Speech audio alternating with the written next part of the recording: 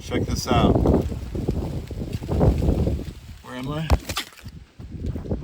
Zone 9, baby. Not zone 9 on the USDA chart, but zone 9 on the what's the other one? Sunset Garden. Look where I am. That, my friends, is the Sierra Nevada over there covered in snow.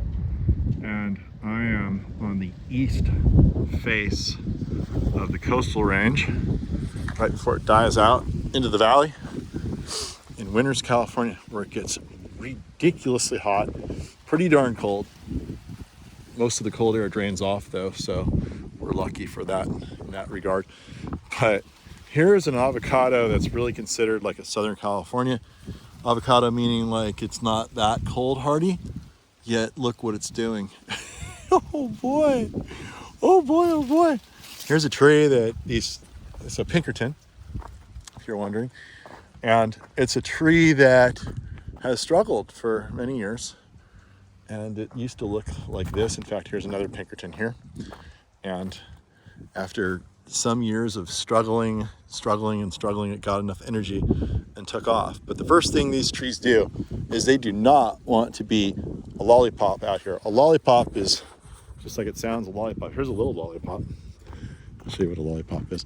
It's basically when you're forcing a tree to have a single stem, having it on a stake up high.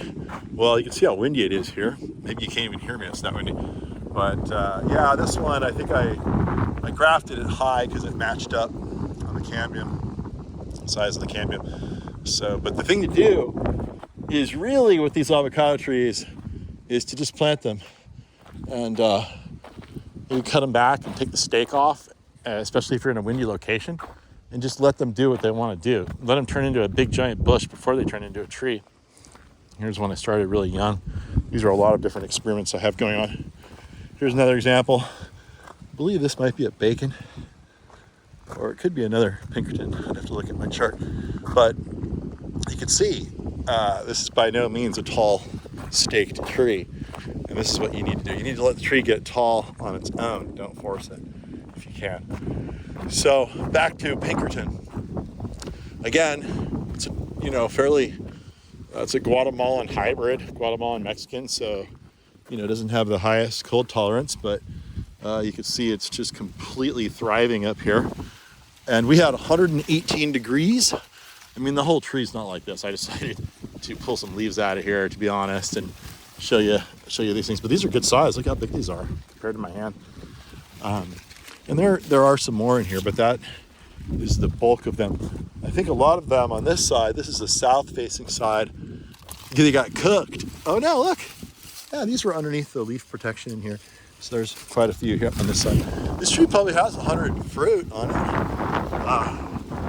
We had 118 degrees up here. So this is testament to, showing that these trees can handle it. We've got a little avocado over here that's been proven over and over. It got a little beat up, but it's coming back. The 118 degrees was pretty rough. So the heat is more rough on the plants than the cold, because we haven't really had any cold that has affected these trees yet in the 5 or 6 years I've been growing them here.